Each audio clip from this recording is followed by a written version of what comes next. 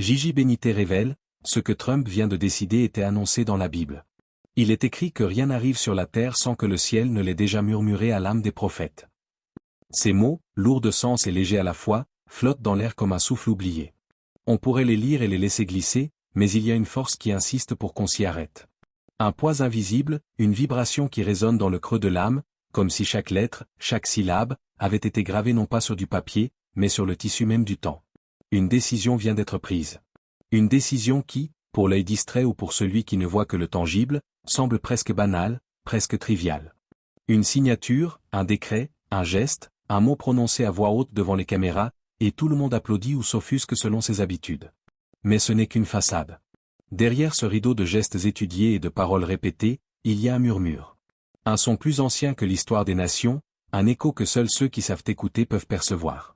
Ce murmure traverse les siècles, silencieux mais insistant, comme une onde que rien ne peut interrompre, ni les guerres, ni les révolutions, ni les frontières que les hommes s'obstinent à tracer sur la terre.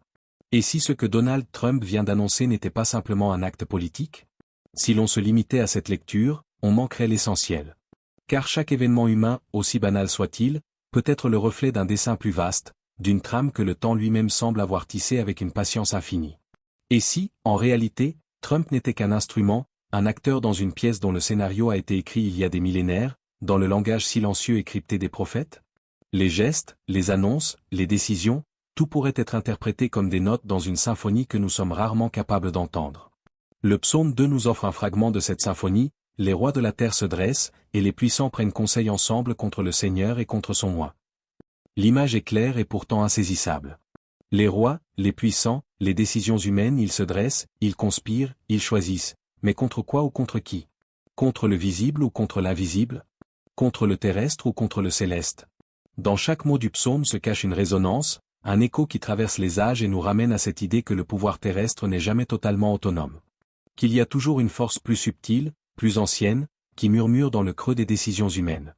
Gigi Benitez parle souvent de ce qu'il appelle le miroir céleste. Une expression simple pour une réalité complexe. Ce miroir reflète l'invisible dans le visible, le spirituel dans le matériel, le plan divin dans le déroulé des histoires humaines. Selon lui, chaque événement terrestre a sa contrepartie spirituelle. Chaque décision humaine, chaque geste, chaque mot prononcé peut réveiller un symbole oublié depuis des siècles. Et ces symboles, qui semblent dormants, prennent vie dans l'ombre, se déploient dans l'invisible, influencent les âmes et parfois même, de manière imperceptible, changent le cours des événements. Imaginez un instant, chaque mot prononcé par un leader politique, chaque décret signé, chaque poignée de main ou chaque sourire calculé devant les caméras pourrait avoir été anticipé, prévu, inscrit dans un registre que seuls les prophètes pouvaient lire. Leurs âmes, sensibles au murmure du ciel, captaient ces ondes avant qu'elles n'atteignent le monde des hommes. Et nous, aujourd'hui, contemplons les résultats sans percevoir la trame sous-jacente. Nous voyons les formes, mais pas toujours la lumière qui les anime. Nous entendons les paroles, mais pas le murmure qui les précède. Ce soir, nous ne descendrons pas dans la lecture comme on parcourt un livre. Nous descendrons pour écouter. Écouter ce que les mots, les gestes et les décisions disent à l'âme, et non à la raison. Car, comme le souligne Benitez, la Bible ne parle pas à la raison. Elle parle à l'âme qui se souvient. Cette âme, qui dort souvent sous les couches de l'existence quotidienne, peut percevoir le murmure du temps, reconnaître les signes, sentir le rythme secret des événements qui se succèdent. Elle reconnaît les motifs invisibles qui se dessinent derrière le chaos apparent de l'histoire humaine. Chaque événement terrestre est une vibration, une onde qui traverse l'espace et le temps. Chaque geste humain, chaque décision, même la plus insignifiante, a son écho dans le miroir céleste. Les prophètes entendaient ces échos. Ils les ressentaient comme des présences, des pressentiments, des visions qui surgissent sans que la raison ne puisse les expliquer.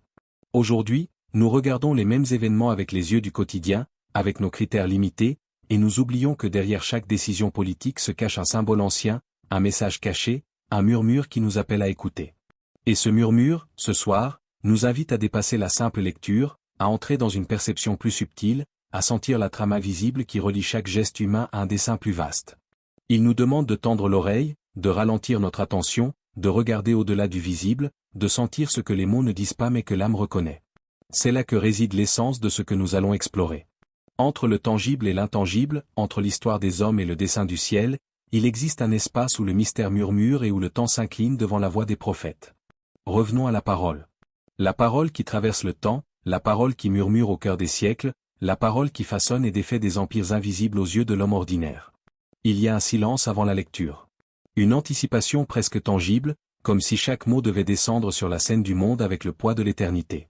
Jean, dans l'Apocalypse, chapitre 17, décrit une vision que peu osent entendre pleinement: ils recevront le pouvoir comme rois pour 1 heure, avec la bête. 1 heure. Une étincelle dans le vaste océan du temps. Une parenthèse où les puissants croient tenir le destin de la terre entre leurs mains. Mais cette heure, brève et éclatante, n'appartient pas au roi, au président, au chef. Elle n'appartient pas à ceux qui brandissent des titres, des drapeaux ou des décisions devant les foules. Elle appartient au plan. Le plan, invisible mais omniprésent, qui tisse la trame des événements bien au-delà de notre perception. Les prophètes ont toujours su que l'histoire humaine n'était jamais un hasard. Chaque empire, chaque guerre, chaque élection, chaque alliance ou trahison s'inscrit dans un fil que seul le Créateur voit dans sa totalité. Ce fil est tendu comme un arc, et l'homme croit qu'il tire la flèche, alors que c'est le plan qui la propulse avec une précision silencieuse et implacable. Dans ce cadre, Benitez nous invite à contempler un texte souvent négligé. Le livre d'Hénoch, un texte apocryphe chargé de mystères et de symboles oubliés. Hénoch parle de ces veilleurs, ces êtres célestes qui observent, enseignent et influencent. Et les veilleurs descendirent, et enseignèrent au roi le pouvoir des étoiles. Hénoch SX 1, les rois, dans cette vision, ne sont plus de simples hommes, ils deviennent des instruments, des récepteurs de savoirs anciens, des acteurs dans un drame dont la scène dépasse de loin leur palais et leur trône. Rien n'est fortuit. Ni la montée des puissances, ni leur chute, ni la manière dont le pouvoir est distribué. Tout est orchestré avec une précision que l'esprit humain ne peut saisir que dans l'intuition ou le rêve. Imaginez un instant Donald Trump, ou tout autre dirigeant contemporain. Pour le monde, il est un acteur politique, un personnage controversé, un maître de la communication. Mais, selon cette lecture mystique, il pourrait être bien plus, un instrument paradoxal, choisi ou utilisé sans le savoir pour servir un dessein plus vaste. Comme Cyrus le fut dans l'Ancien Testament. Isaïe 45 déclare: « Ainsi parle l'Éternel à son oint, à Cyrus, je t'ai pris par la main droite, afin de soumettre les nations devant toi. » Cyrus ne savait pas qu'il était l'outil d'une orchestration divine. Il croyait agir selon sa volonté, et pourtant, ses actes étaient prévus depuis l'éternité. L'homme se croit acteur, mais il est souvent le reflet d'un drame spirituel qui se joue au-dessus de lui. Le théâtre du divin est vaste et silencieux, ses coulisses inaccessibles à l'œil humain. Les puissants marchent sur scène avec assurance, rient, pleurent, conspirent, et parfois s'émerveillent devant leur propre réalisation. Mais tout est déjà inscrit dans le grand livre du temps, que les prophètes lisent comme nous lisons un simple manuscrit. Chaque décision terrestre, chaque geste de pouvoir, chaque mot prononcé dans l'euphorie d'un sommet international ou dans le secret d'un bureau présidentiel est un écho de quelque chose de plus vaste, de plus ancien. L'Apocalypse décrit des moments d'une intensité concentrée, où le visible et l'invisible se confondent. Pour 1 heure, n'est pas seulement une durée, c'est un symbole, un signe pour ceux qui savent lire entre les lignes. Les puissants de la terre croient tenir leur destin, mais leur est un fragment du plan. Une étincelle dans la nuit cosmique. Une parenthèse où l'homme se mesure à l'infini et croit avoir gagné. Mais le gain est illusoire. L'heure s'éteint, les lumières de la scène s'éteignent, et le plan continue, indifférent à la perception humaine. Ce qui fascine ici, c'est la manière dont le texte relie le terrestre au céleste.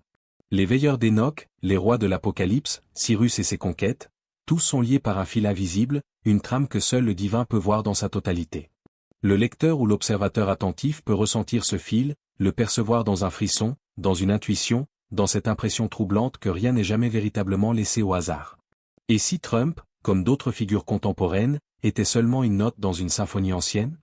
Une note dont le son résonne dans l'histoire des hommes sans que l'homme lui-même ne le sache? Chaque discours, chaque décision, chaque mouvement stratégique pourrait alors être lu à double sens, à la surface, pour le public, et en profondeur, pour ceux qui écoutent le murmure du plan. Le théâtre divin continue, et nous sommes à la fois spectateurs et participants inconscients. Les puissants se croient maîtres, mais leurs actions sont résonances d'un dessein invisible. Leur heure de gloire est courte, mais chaque seconde contribue à la trame globale. Chaque geste inscrit dans le visible reflète quelque chose de plus vaste, de plus ancien, de plus sacré. Ainsi, lorsque nous lisons ces textes, nous ne devons pas seulement les comprendre. Nous devons les sentir, les voir se déployer comme une scène invisible derrière le voile du monde. Nous devons percevoir la main invisible qui guide, la voix qui murmure, l'instrumentalisation silencieuse du destin. Et dans ce frisson, cette conscience fugace, nous touchons l'essence même de ce que Benitez appelle le miroir céleste. Le visible qui reflète l'invisible, l'histoire des hommes qui dialoguent avec le dessein éternel de Dieu. Benitez le répète souvent, la vérité ne se lit pas, elle se devine entre les lignes. Ces mots, simples en apparence, sont en réalité une clé. Une clé pour pénétrer un monde où l'histoire humaine n'est jamais ce qu'elle semble être, où le visible est toujours le reflet d'un invisible plus vaste, et où chaque événement, chaque geste, chaque décision recèle un sens qui dépasse la compréhension rationnelle. Comprendre le rôle de Trump dans cette trame ne peut se faire en analysant des sondages, des discours ou des stratégies politiques. Il faut quitter le domaine des contingences terrestres et entrer dans celui du symbole. Dans les Écritures, chaque roi, chaque souverain, chaque figure de pouvoir est bien plus qu'un simple homme. Il est le reflet d'une fonction spirituelle. David incarne le cœur aimant, celui qui cherche l'unité et la justice au nom de l'âme du peuple. Salomon représente la sagesse, le discernement, la capacité de voir au-delà de l'apparence pour juger avec équité et clairvoyance. Nabuchodonosor illustre l'orgueil, l'éclat et la chute, l'avertissement que le pouvoir sans humilité conduit à la ruine. Cyrus symbolise la restauration, la force inattendue qui ramène ce qui a été perdu, le passage d'un chaos à un ordre renouvelé. Et si, dans cette logique symbolique, Trump représentait un archétype différent, plus complexe et dérangeant? Et si Donald Trump incarnait le perturbateur sacré? Celui qui, par son action, sa parole, son geste, bouscule l'ordre établi et force la lumière à se frayer un chemin à travers le chaos. Ce perturbateur n'est ni simplement bon ni simplement mauvais. Il est le catalyseur d'une transformation nécessaire. Par ses excès, ses contradictions et ses audaces, il provoque des secousses qui obligent à regarder au-delà du superficiel, à questionner nos certitudes, à scruter nos propres ombres. Car Dieu n'agit pas toujours par la douceur. Le prophète Isaïe, dans son audace poétique, nous le rappelle, « Je forme la lumière et je crée les ténèbres, je donne la prospérité et je crée le mal. Moi, l'Éternel, je fais toutes ces choses. » Isaïe 45, 7. Ces paroles sont un paradoxe divin.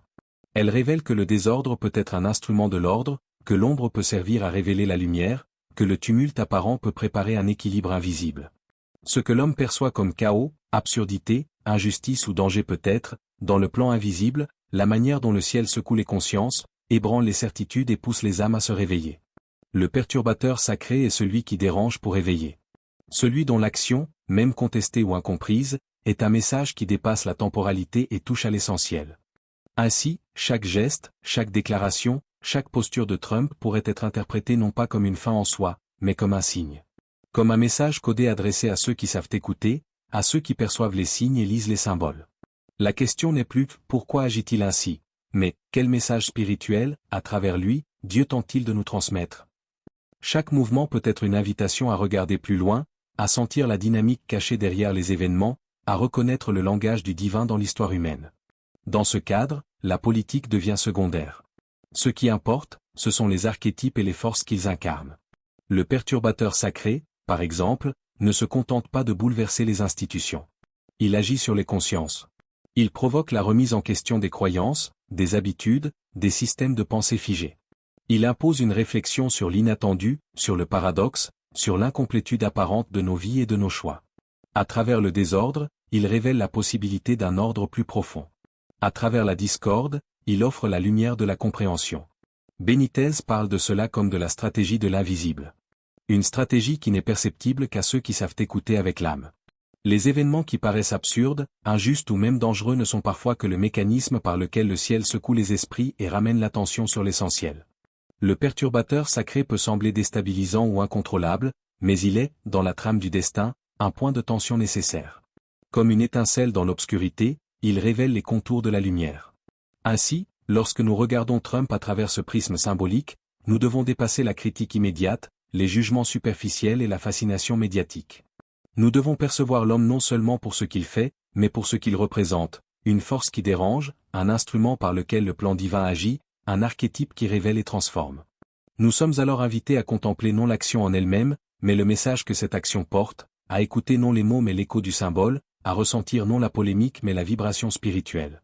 C'est là la véritable interprétation symbolique. Reconnaître que chaque figure de pouvoir peut être comprise non seulement par sa politique, ses décisions ou sa personnalité, mais par le rôle qu'elle joue dans le grand théâtre du plan. Et dans ce théâtre, le perturbateur sacré occupe une place centrale. Par le chaos qu'il génère, il force l'introspection. Par ses contradictions, il stimule la conscience. Par ses excès, il révèle le paradoxe divin qui régit la lumière et l'ombre, le désordre et l'ordre, la destruction et la création. Et au final, la véritable question pour ceux qui écoutent n'est pas de juger les actes. Elle est de discerner le symbole, de percevoir le fil caché, de comprendre le rôle que chaque figure humaine peut jouer dans un plan invisible. Le perturbateur sacré est un miroir, un test, une lumière qui traverse les ténèbres pour éveiller ce que l'âme a toujours su mais que la raison oublie trop souvent. Peut-être que la réponse n'est pas dans la politique, dans les discours ou les rivalités visibles aux yeux du monde. Peut-être que la réponse est à chercher ailleurs, dans un espace que l'homme oublie trop souvent, celui de son propre regard. Le regard intérieur, celui qui sait lire entre les lignes du tumulte, celui qui entend les murmures invisibles derrière les cris et les éclats de la surface. Car Dieu, dans sa manière subtile et insondable, se sert de ces événements visibles, élections, alliances, conflits, proclamations pour nous rappeler qu'il y a un monde plus vaste derrière ce que nous voyons. Gigi Benitez, avec son style si particulier, nous le dit avec une simplicité qui masque la profondeur de la vérité, le ciel ne parle pas en mots, mais en coïncidence. Les prophéties ne s'accomplissent pas, elles se répètent. Il ne s'agit pas d'attendre une explosion visible, un miracle spectaculaire, ou une intervention dramatique dans le cours des événements. Il s'agit de percevoir le motif récurrent, la répétition silencieuse, la danse des époques qui rejoue la même scène avec d'autres acteurs, d'autres nations, mais avec la même quête éternelle, celle de l'homme cherchant à comprendre Dieu au milieu du tumulte des rois et des puissants. Chaque génération vit sa propre apocalypse, chaque époque ses propres bouleversements. Et pourtant, la trame reste la même, invisible mais perceptible pour celui qui sait écouter. Les rois tombent, les empires s'élèvent et disparaissent, les prophètes annoncent et se taisent, mais le fil de l'éternité continue de tisser le même motif. C'est une leçon silencieuse, un rappel que le monde extérieur n'est pas l'essentiel. Il n'est qu'un décor. Ce décor mouvant et parfois terrifiant est là pour refléter nos propres tempêtes intérieures. Le Christ avait déjà annoncé cette vérité profonde et radicale, le royaume de Dieu ne vient pas de manière visible, car le royaume de Dieu est au-dedans de vous. Luc 17, 20 à 21, cette phrase n'est pas une formule poétique, mais un guide pour l'âme. Tout ce que nous percevons dans le tumulte du monde, toutes les figures de pouvoir, toutes les décisions, tous les drames, n'ont de sens que si nous les regardons avec les yeux du cœur.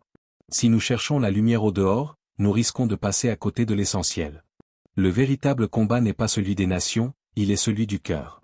Chaque événement mondial, chaque crise, chaque prophétie, chaque acte politique est un miroir tendu vers nous, reflétant nos peurs, nos doutes, nos résistances et nos lumières oubliées. Trump, les prophètes, les puissants de ce monde, tous ne sont que des symboles. Ils ne sont pas les maîtres de l'histoire, ils sont les instruments par lesquels la trame invisible s'exprime. Et dans cette perspective, ce n'est pas ce qu'ils font de manière visible qui compte, mais ce qu'ils éveillent en nous. Le tumulte extérieur est une invitation à explorer le silence intérieur. À ressentir ce qui palpite sous la surface. À se demander, que me révèle ce chaos sur moi-même? Dieu parle par les symboles, par le reflet des actions humaines, par la répétition de motifs que l'homme moderne croit oublier ou dépasser. Chaque décision politique, chaque prophétie, chaque annonce dramatique n'a qu'un rôle. Éveiller ceux qui dorment encore dans la routine d'une foi morte, distraite par la trivialité de l'existence quotidienne. C'est un souffle qui passe, un murmure que seul le cœur peut entendre. Et ce murmure nous ramène à l'essentiel, à notre propre âme, à notre propre capacité de discerner la lumière dans l'ombre.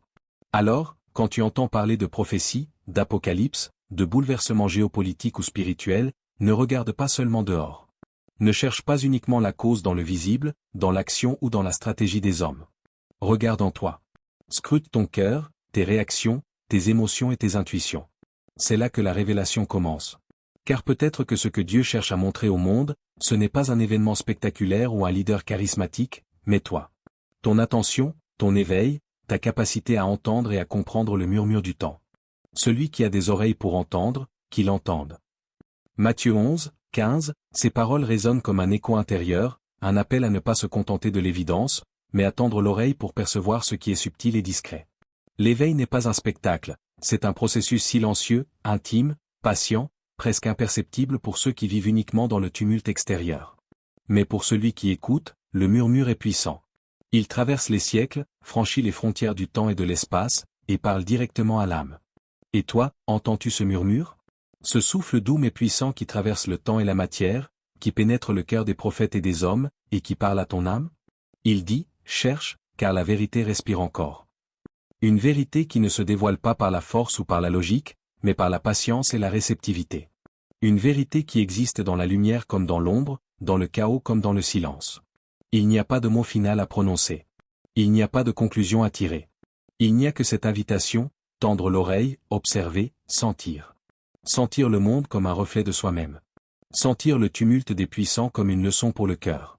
Sentir la répétition des prophéties comme un rappel que la vérité ne se perd jamais, qu'elle respire à travers chaque époque, à travers chaque acteur, à travers chaque symbole. Et dans ce silence, dans cette respiration, dans ce murmure, il y a une note de lumière. Une note fragile mais persistante. Une vibration qui traverse le temps et dit, cherche, car la vérité respire encore. Abonne-toi à la chaîne, partage la vidéo et marque j'aime.